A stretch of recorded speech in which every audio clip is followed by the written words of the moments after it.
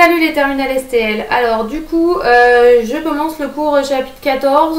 Alors le chapitre 14 est un peu particulier puisqu'il n'y a pas de cours en lui-même, il n'y a que des exemples. Donc je vous montre les deux exemples. Alors je pense que je vais découper la vidéo en deux, ce sera plus simple. La première chose que vous devez faire, c'est de remplir comme avant le tableau comme ça. Je ne sais pas si vous voyez. Voilà, vous remplissez le tableau comme avant, d'accord? Sauf que là, quand vous allez faire, donc quand vous êtes dans ce menu-là, quand vous rentrez, vous pouvez aussi faire des graphiques. Et en fait, on regarde, alors normalement, on devrait le faire à la main, tracer les points, regarder si c'est aligné. Sauf que là, du coup, alors je pense que vous ne verrez rien sur ma calculette si je vous le montre, mais je vais essayer de vous montrer. Vous voyez peut-être un tout petit peu les points, mais les points ne semblent pas du tout alignés. Donc pour régler ça, on va faire ce qu'on appelle un changement de variable sur une des deux valeurs qu'on a au départ, soit sur les x, soit sur les n, là dans notre tableau. Et donc du coup, on va faire ça. On va changer, en fait, on va essayer d'aligner les points et on va essayer de trouver avec une fonction. Donc souvent, cette fonction qu'on utilise, c'est le logarithme, n'est pas rien. Plus ça vient et plus ils font des trucs bizarres au bac. Donc vous aurez une deuxième feuille avec des exercices où il y aura les trucs les plus bizarres du bac que j'ai trouvé, qu'on fera ensemble. Mais normalement, c'est plutôt cet exercice-là, c'est-à-dire que souvent, on prend la deuxième variable et on fait un ln pour pouvoir faire une droite, enfin des points plus alignés que ce qu'on a.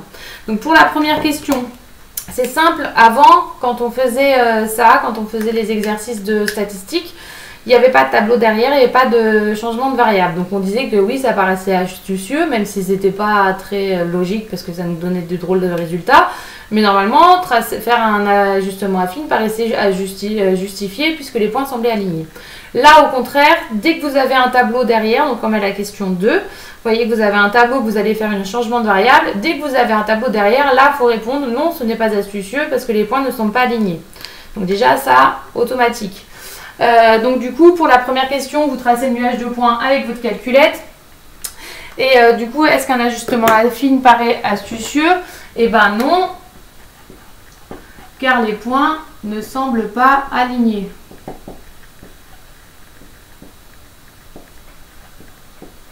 Donc toujours, donc si ça avait été juste un ajustement affine et puis il n'y avait pas de tableau, j'aurais dit oui, les points sont alignés, donc c'est astucieux. Donc là, j'ai mon tableau, donc je vais vous expliquer comment on le remplit. Donc vous avez le même tableau, là en x, on n'a pas changé la variable x, on pourrait faire, mais je vous expliquerai ça plus tard. On a juste changé la variable n, donc on a écrit y égale ln de ni. Donc là, c'est des xi. Pour faire ça, il y a un truc tout simple sur la calculette. Un truc tout simple, plus simple à faire en cours qu'à faire avec vous maintenant. Donc vous allez aller, donc je vous montre, je vais être de près, attention. Vous allez aller, vous remontez et vous devez être là. Vous êtes là pour l'instant, je suis sur liste 2. Et donc du coup, pour pouvoir calculer toute ma colonne de ln, je vais aller sur liste 3 et je vais les calculer tous ici. Pour faire ça, il faut absolument que vous ayez le noir ici. Une fois que vous avez le noir ici, vous allez écrire ln de liste 2. Vous voulez calculer le ln de toutes les valeurs qu'il y a dans liste 2. Alors vous allez taper ln, donc je vous montre ln. Ça s'écrit en bas. Et liste, c'est shift 1. Donc liste, si vous voulez afficher liste, si vous voulez l'écrire, le chemin c'est shift 1. Quand vous appuyez là-dessus, ça va vous faire liste et vous voulez les ln de la liste 2. Et là, c'est magique. Pardon, je n'avais pas monté la calculette. C'est magique, ça va vous calculer tous les ln de mes valeurs que vous avez là. Donc la première valeur que vous avez, donc si vous avez un problème quel qu'il soit, vous n'hésitez pas à m'envoyer un message, je vous réexplique. La première que j'ai, moi, c'est 10,08. Faites attention toujours aux arrondis, c'est à 10-2. Ensuite, 9,72. 9,36, 8,4, ça va faire 9 du coup, 8,64, 8,28 et 7,92. Donc là, ça vous a en fait calculé le logarithme de toutes les valeurs que vous aviez dans la deuxième colonne et on la met dans la deuxième ligne, pardon.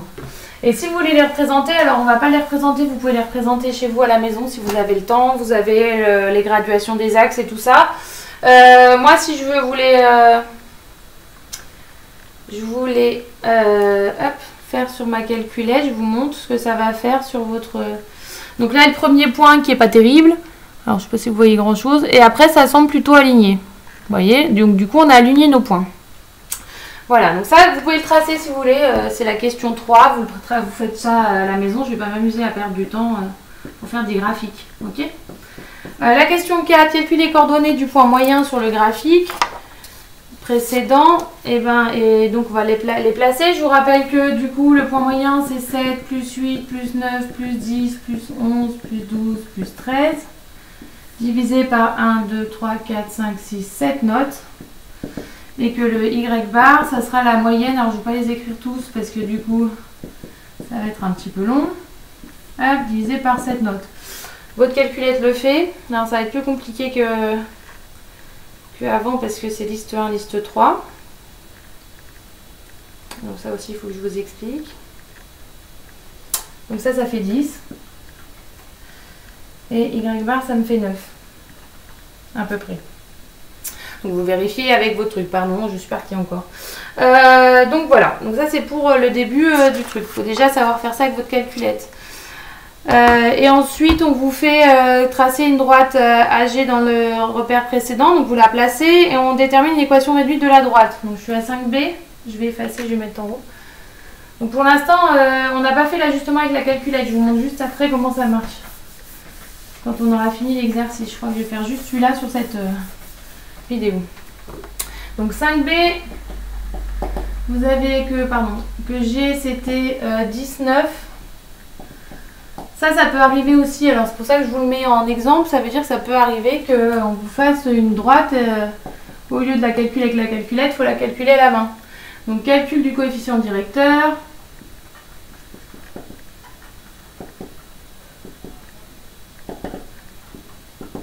Donc YA moins YG sur XA moins XG, ça fait 8, 28 moins 9 sur 12 moins 10. Ça vous fait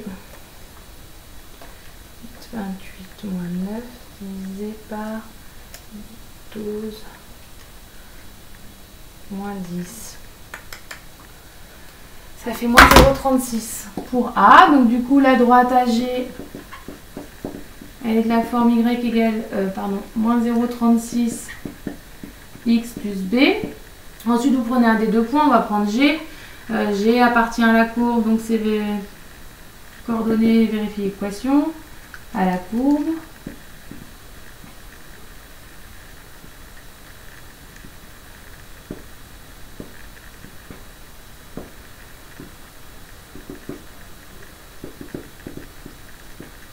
Donc ça c'est pour calculer l'équation d'une droite. Donc vraiment vous savez faire, mais on en renvoie une, on ne sait jamais si vous demandez ça au bac. Au lieu de le faire avec la calculette. Alors dans la plupart des cas on demande à la calculette. Mais on ne sait jamais. Fois 10 plus B. Et donc B ça sera égal à 9 plus 3,6. Ça fait 12,6. Donc Y égale moins 0,36X plus 12,6. Donc ça c'est l'équation de ma droite AG. Et donc du coup, ça, normalement vous allez le calculer avec votre calculette, je vous montre.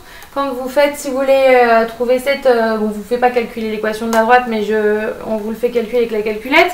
En fait, le problème, c'est que vous n'êtes plus sur liste 1, liste 2, puisque sur votre graphique, vous avez changé liste 2, vous l'avez mis dans liste 3. Donc il faut que vous y alliez pour calculer la même chose qu'avant. Vous allez faire calque, sauf que dans 7, vous faites très attention, les X sont bien dans liste 1. Par contre, les Y-list, on est toujours dans tout var et jamais one var, hein, parce que one var, on ne l'utilise pas. Dans tout var, il faut bien mettre liste 3, parce que vous n'utilisez plus liste 2, vous utilisez liste 3. Une fois que vous avez fait ça, vous faites comme avant. Vous trouvez votre équation de droite. Donc moi, mon équation de droite, je trouve ça. Moins 0,36... moins 0,3599 et 12,599274. Donc notre ajustement avec AG est pas mal. Mais ça, c'était ce que donnait la calculette. On aurait pu trouver ça avec la calculette aussi. Donc ensuite, vous avez deux trucs. Vous savez que Y, c'est égal à ça. Et dans votre tableau, on vous donne aussi, donc je vais le réécrire, on vous donne aussi, ça c'est la partie la plus compliquée. En fait, c'est le truc que vous aimerez moins bien faire, qui n'est pas très compliqué, mais que vous aimez moins bien faire. Parce que un petit peu plus réfléchir. Donc on a trouvé y égale moins 0,36x plus 12,6. En dessous de ça, j'écris le changement de variable que j'ai eu dans le tableau. Donc j'ai y égale ln de n. C'est écrit dans le tableau dans la deuxième ligne.